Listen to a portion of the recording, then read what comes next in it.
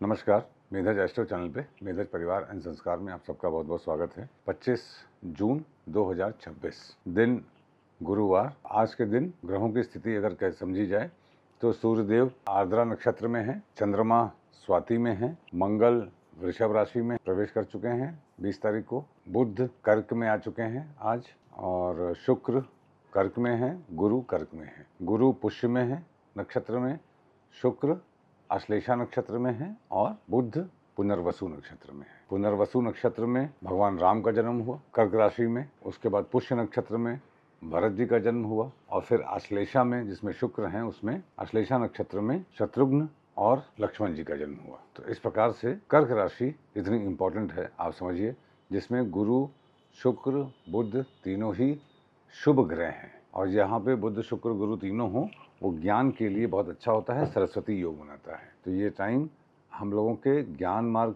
पे चलने का, आध्यात्मिक उत्थान के लिए अति उत्तम सर्वश्रेष्ठ समय है। दिन शुरू करते हैं। तिथि शश्रीमापनोति, तिथि है एकादशी तिथि। जब एकादशी तिथि होती है तो तुला और मकर राशि दग्ध हो जाती है। तुला और मकर में कोई भी वक्री ग्रह नहीं है, इसलिए तुला और मकर राशि के लोगों को इसका भौतिक सुख का परिणाम नहीं मिलेगा। एकादशी तिथि शुभ तिथि होती है शुभ कार्यों को करने के लिए। एकादशी तिथि के में जो जन्मे लोग होते हैं उनके जीवन में अकस्मात बहुत सारी घटनाएं ऐसी होती हैं जो उनको जीवन में कष्ट प्रदान करती हैं, मगर धीरे धीरे वो लोग बड़े शुद्ध होते जाते हैं और सत्व की ओर प्राप्त करते हैं। ऐसे लोगों को नॉनवेज खाना सर्वथा वर्जित है, जो लोग एकादशी तिथि में जन्मे हों, क्योंकि एकादशी के व्रत से ही सबसे बड़ी से बड़ी सिद्धियां प्राप्त की जा सकती हैं। नंदा तिथि है, स्वभाव शुक्र के अनुसार है। शुक्र आनंद प्रदान करेंगे। आश्लेषा नक्षत्र में है। आश्लेषा क्या है? कुछ ना होकर भी सब कुछ हो जाने का नक्षत्र है।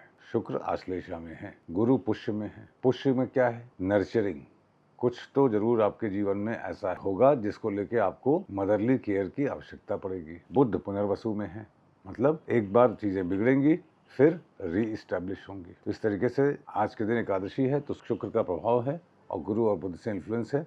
बहुत ही अच्छा दिन है ईश्वर की आराधना करने के लिए और ऐसे कार्य करने के लिए जिसमें ज्ञान की आवश्यकता हो, जिसमें ज्ञान मार्ग से ज्ञान का प्रयोग करके आपको सफलता प्राप्त करनी हो। वारादायुष्वर्धनम वार है गुरुवार। अब गुरुवार का दिन है तो रेवती, अनुराधा, अश्विनी, पुनर्वसु, पुष्य, इनमें कोई प्लैनेट होगा तो वो सर्वार सिद्धि योग बनाएगा। तो देखते हैं, रेवती में शनि है, सर्वार सिद्धि योग शनिदेव बना रहे हैं। पुनर्वसु में बुध हैं, बुध सर्वार सिद्धि योग बना रहे हैं।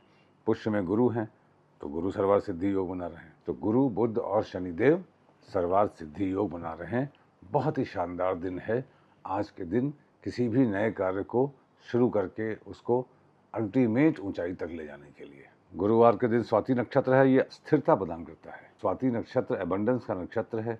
नक्षत्रात हरते पापम। जब स्वाति नक्षत्र होता है तो ज्येष्ठा, शतभिषा और रोहिणी भी एक्टिवेट हो जाता है, और शतभिषा में राहु है तो इसका मतलब राहु भी इक्वली एक्टिवेटेड हैं। गुरुवार के दिन रोहिणी में, मिक्षरा में, आर्द्रा में कोई प्लैनेट होगा तो वो अशुभ योग बनाएगा। तो आर्द्रा में है सूर्यदेव, काण योग। देखिए, लत्ता भी मैंने बताया था, सूर्यदेव आर्द्रा में है तो वहाँ से 8वें नक्षत्र पर लत्ता होती है। तो 8वां नक्षत्र आर्द्रा से क्या हुआ? चित्रा हुआ 9वां, और हस्त, किसी का कोई प्लैनेट हस्त में हो तो उसको अपमान का सामना करना पड़ सकता है, इसका उसको ध्यान रखना पड़ेगा जब तक सूर्यदेव आर्द्रा नक्षत्र में है। लत्ता का बहुत ज़बरदस्त इस्तेमाल होता है अगर आप लोग करें, जैसा मैंने पहले आपको पढ़ाया है। तो आज के दिन सूर्यदेव काण योग बना रहे हैं। इसका मतलब हम जो हमारा अहंकार की वजह से हमसे चीज़ें छुप रही हैं, हम देख नहीं पा रहे हैं। हालांकि शनिदेव, बुध और गुरु सर्वार सिद्धि योग बना रहे हैं। शनिदेव, बुध और गुरुदेव सर्वार सिद्धि योग बना रहे हैं, तो हमको दिन में प्रचुर मात्रा में शुभत्व है, ये मैं कह सकता हूँ। गुरुवार के दिन स्वाति नक्षत्र हो अगर और कोई रिक्ता तिथि ना हो तो आप समझिएगा ये बहुत ही जबरदस्त कष्टों को दूर करने का दिन होता है। स्वाति नक्षत्र एबंडेंस का नक्षत्र है। स्वाति नक्षत्र में बहुतायत होती है और बहुतायत में आपको चीज़ें एक्सेस में मिलती हैं। तो एक्सेस में जो स्वाति में मिलती हैं और गुरुवार का दिन है, आपके पास जो एक्सेस है उसको बहुत एक्सपैंड ना करते हुए उसमें से आप जो यूज़फुल हो उसी को लेके आगे बढ़िए, बाकी को त्याग दीजिए। क्योंकि विशाखा नक्षत्र भी आएगा स्वाति के बाद। विशाखा में वैसे भी जो एक्सेस है वो कम हो जाता है और जो स्पेशल चीज़ें हैं वही रह जाती हैं। योगात रोग निवारणम योग है, शिव योग, फिर सिद्धि योग है, पूर्वाषाढ़ा और उत्तराषाढ़ा। देखिए पूर्वाषाढ़ा धनु में है, उत्तराषाढ़ा मकर में है, ये हमको समझना चाहिए। तो आज के दिन कर्म क्षेत्र पे रहने के लिए बहुत ही शानदार आकाशीय कृपा प्राप्त हो रही है हमको। करणात् कार्य सिद्धिश्च, करण है वनिज और फिर वृष्टि, शुक्र और बुध। आज देखते हैं हम लोग की रवि योग है कि नहीं है। तो सूर्यदेव आर्द्रा में है, वहाँ से चंद्रमा स्वाति में है जो कि 10वां नक्षत्र है। तो सूर्य से चंद्रमा यदि चौथे, छठे, 9वें, 10वें, 13वें, 20वें में हो नक्षत्र में तो रवि योग होता है। रवि योग होने की वजह से पंचांग के 99% दोष समाप्त हो जाते हैं। एकादशी तिथि है, वेरी शुभ। गुरुवार को स्वाति है, अमृत योग, ऊपर से रवि योग है। आज के दिन घर मत बैठिए, कोई उत्तम कार्य करिए।